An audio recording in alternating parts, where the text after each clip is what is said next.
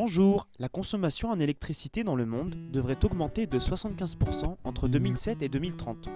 Il devient une nécessité de se concentrer sur l'autosuffisance énergétique des villes, notamment grâce au réseau routier. Comment proposer une solution innovante et démocratisable pour produire une énergie développant l'éco-responsabilité auprès des citoyens ? Sam roule dans sa voiture sur une nouvelle génération de Dodan. Ce dernier permet de récupérer l'énergie créée par le passage de sa voiture sur le principe piézoélectrique, générant 0,1% de l'éclairage public parisien. Cette technologie utilise du plomb, très nocif à l'environnement. Sam a été satisfait de la découverte d'alternatives par des chercheurs, mettant de côté le plomb dans le procédé. On installera ce procédé dans des parkings, des centres commerciaux ou encore des stations-service.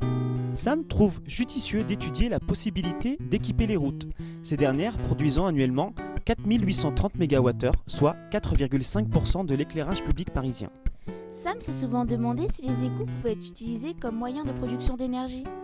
Les hydroliennes ont un rendement énergétique égal à 0,59 fois la puissance cinétique fois le temps. Sam a calculé une production annuelle de 17,5 GWh, soit 6% de l'énergie publique parisien. Sam se sent à l'aise en étudiant parce qu'il aime le bruit généré par la circulation. Par contre, la majorité des personnes préfèrent circuler dans le silence total. Cela est quasi réalisable à l'aide de cils installés sur des panneaux permettant également de produire de l'électricité.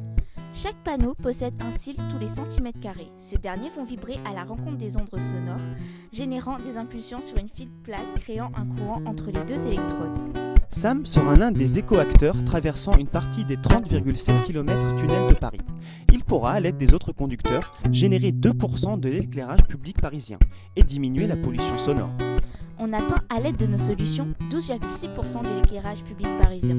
Sam apprécierait plutôt utiliser cette énergie pour les transports en commun, les écoles, les hôpitaux, afin de stocker l'électricité créée, puis la répartir de manière équitable dans un réseau autosuffisant.